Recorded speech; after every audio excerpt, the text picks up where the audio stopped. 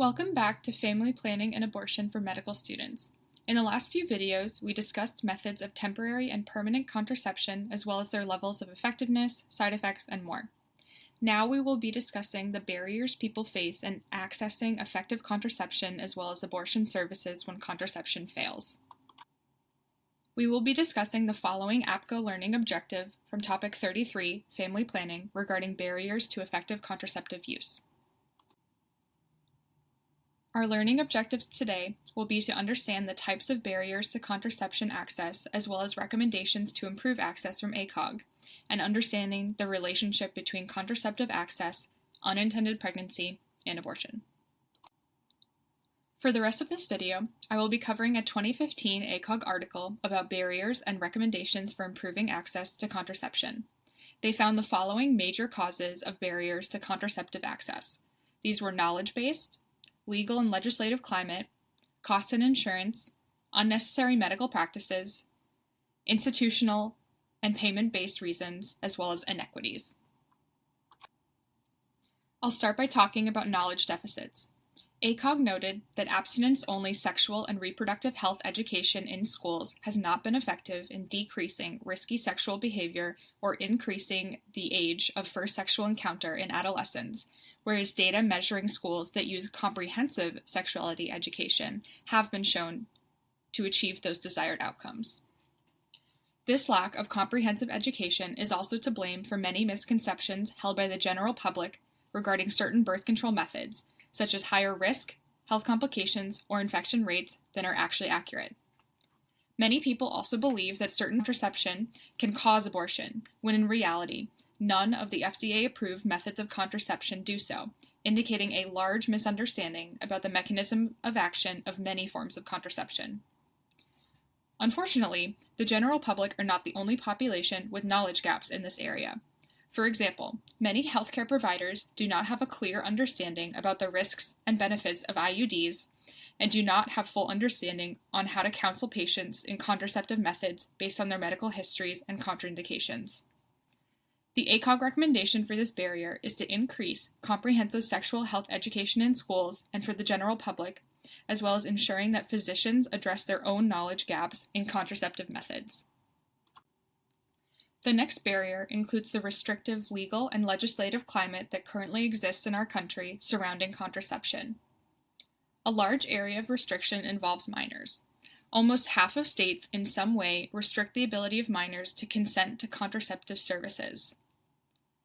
There are also proponents of conferring the legal status of personhood within our reproductive health laws as beginning with a fertilized egg.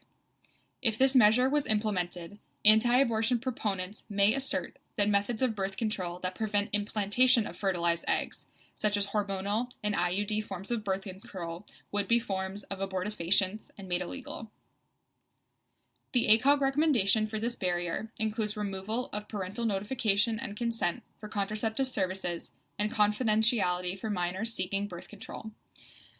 APGO did not specifically address the very polarizing topic of personhood, also referred to as the "when does life begin" debate, in their recommendations, as this ties into the discussion of induced abortion, which is a very nuanced topic that we will discuss in a later video. Cost and insurance are huge barriers to contraceptive access. APGO found that even when insurance companies covered contraception, patients still pay about 60% of the out-of-pocket cost compared to the typical 33% for drugs that are not contraceptives. Another issue is that employers may opt to be exempt from providing contraception under the Affordable Care Act for their employees based on religious or moral beliefs. This right was upheld in a 2020 Supreme Court ruling.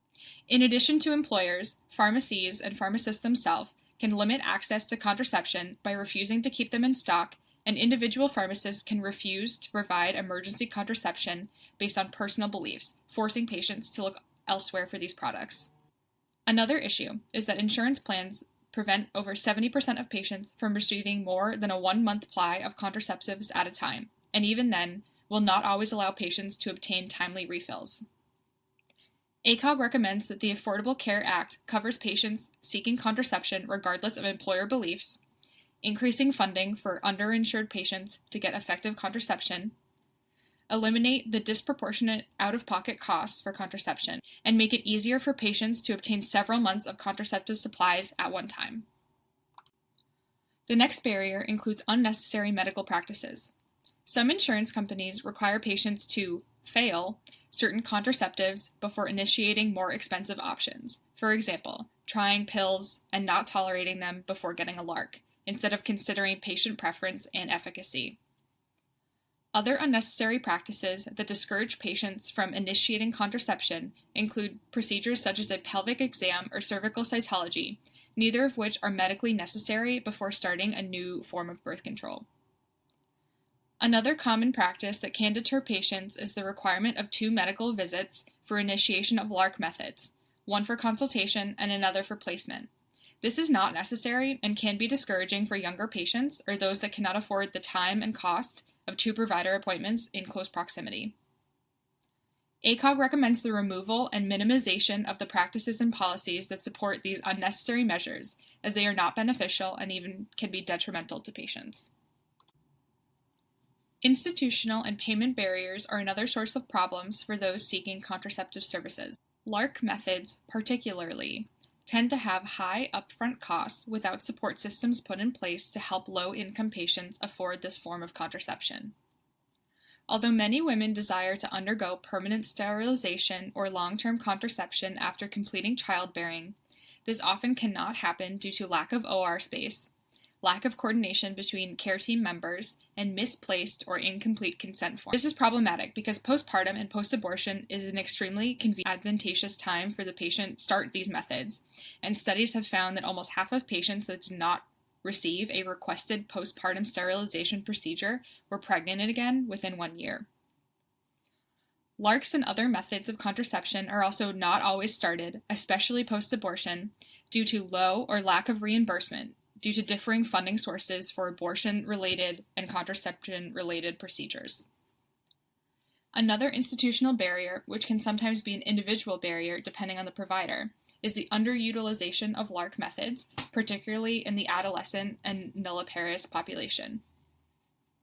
While LARC methods are first line for these populations, some providers and institutions do not support these methods in all applicable populations due to misinformation, as mentioned earlier, or unsupportive institutional practices.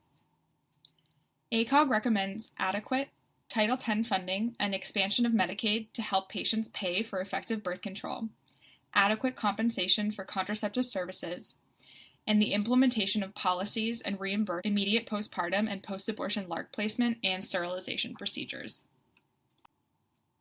Health inequities are a huge issue in medicine in general, and reproductive health and contraceptive access are not exceptions. Minority and low-income patients have higher rates of adverse reproductive health outcomes, are less likely to be utilizing effective or any contraceptive method, and have 5 times higher unintended pregnancy rate, probably as a result of being more likely to be underinsured or uninsured, as well as provider biases. The APGO recommendation at that time was to increase funding for research to identify strategies to reduce these health inequities in contraceptive access. This research into health inequities is absolutely needed in the field of reproductive health and in pretty much every area of medicine as well. That was a lot of information, but it's really important to understand how some extrinsic factors play a role in why people are not able to access contraception and how that can lead to unintended pregnancy. This will help ground our next discussion of the epidemiology of unintended pregnancy and abortion rates. Thank you for listening, and please tune into the next video.